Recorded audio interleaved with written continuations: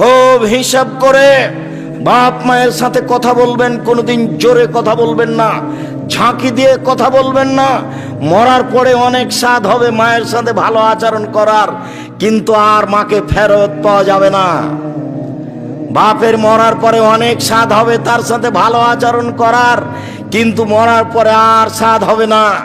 আমার একটা পরামর্শ আছে, সালাম ফিরার পূর্বে একটা দোয়া পড়ার। বলেন তো কি? রব্বির হামহুমা কামা রাব্বায়ানি সাগীরা একটু পালন করবেন। আর একটা পরামর্শ আছে, এইটা যেন ঠিক মতো বলতে পারি, তার জন্য কি?